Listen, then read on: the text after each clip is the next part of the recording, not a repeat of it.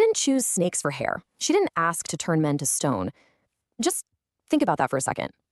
We all know the famous image, right? The terrifying snake-haired woman whose mere gaze turns you solid as a rock. But the truth? She was actually a priestess.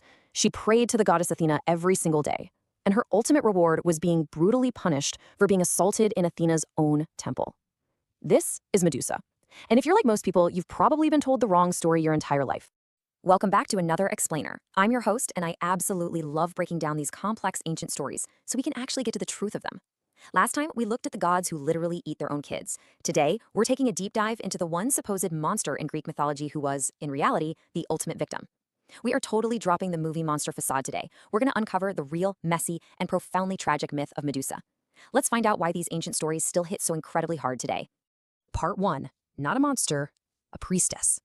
Okay, let's dive right in. We basically have a tale of two different origins here. The older texts by the Greek poet Hesiod claim Medusa was simply born a monstrous Gorgon, and that's the end of the story.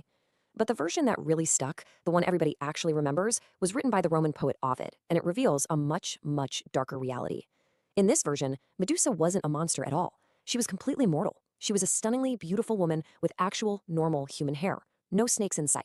She made a massive, life-altering choice. She took a sacred vow of chastity so she could become a priestess of Athena, the goddess of wisdom and war. And you have to understand, this vow was absolute. It meant no relationships, no marriage, ever. Her entire life, her entire devotion belonged solely to Athena's temple. She was completely innocent and utterly dedicated to her faith. But then, tragedy hits. Enter Poseidon. He's the god of the sea, Zeus's own brother, and historically infamous in these myths for basically never taking no for an answer. Poseidon saw Medusa serving in Athena's temple, and as the ancient texts plainly state, he assaulted her right there, directly on the sacred altar floor. Part 2. The Curse and Isolation. Think about the sheer, brutal unfairness of this power dynamic for a second. Poseidon is Athena's uncle. He's the untouchable king of the sea. He is vastly more powerful in the divine hierarchy than almost anyone. Athena is obviously furious that her temple was defiled, but she literally cannot punish Poseidon. So who does she direct her wrath toward? She punishes Medusa, the mortal priestess, the vulnerable victim who had absolutely no power to fight back. It's a rapid, devastating domino effect. She goes from taking a pure vow of chastity to having her sacred space violated, to being punished by the exact god she devoted her life to, and finally, to complete and utter banishment. She goes from a revered priestess to an outcast in the blink of an eye.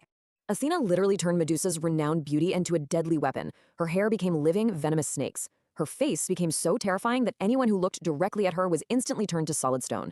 And this didn't just affect enemy warriors, it was anyone. Hunters, soldiers, or just innocent travelers who happened to wander by.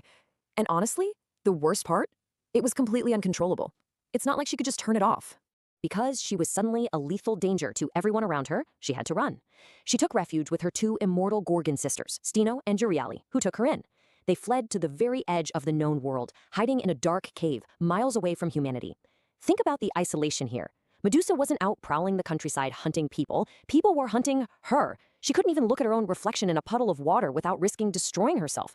She lived in total isolation purely because the gods needed a scapegoat.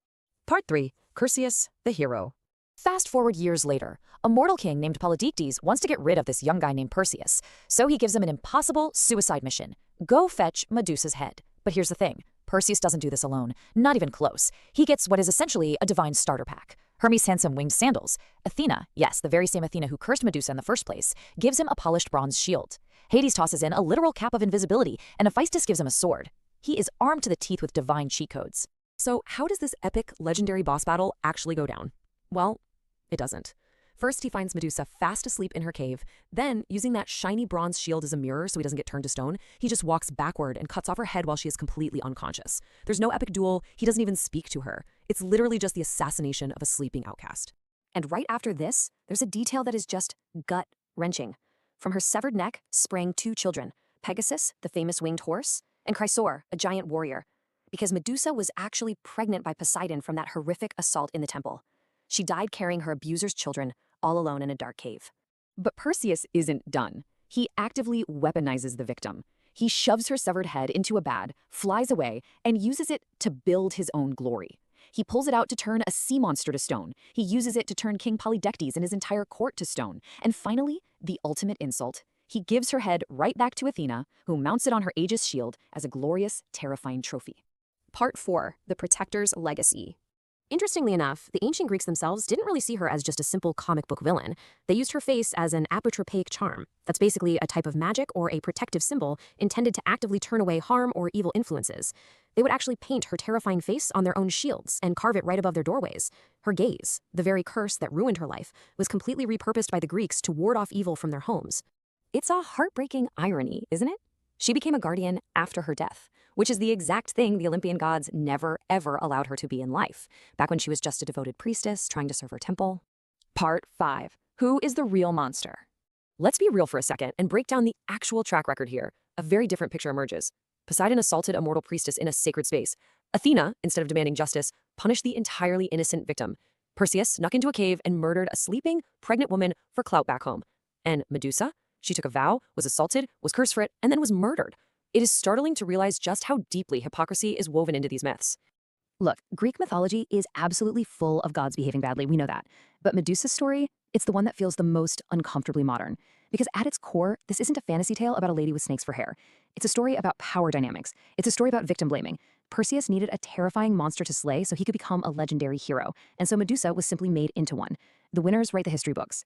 And sadly, thousands of years later, society still has a terrible tendency to blame the person who survived the abuse rather than the one who caused it. So, I have to ask you, looking back at Poseidon, Athena, Perseus, and Medusa, who is the real monster here? Kind of changes how you look at the whole hero narrative of antiquity, doesn't it? Well, that wraps up today's explainer, but it definitely leaves us wondering, if history is written by the victors, what other mythological monsters were actually just victims? For our next explainer, what do you want to dive into? Do you want to learn the actual truth about Hades and Persephone? Spoiler alert, it was absolutely not a romance. Or do you want to uncover the real reason the Trojan War started over a single piece of fruit? Let me know. Comment Medusa down below if you want a part 2 covering the fate of her Gorgon sisters, and definitely tell me which god you think was the absolute worst to her. Don't forget to subscribe for more deep dives. I'll see you for our next myth.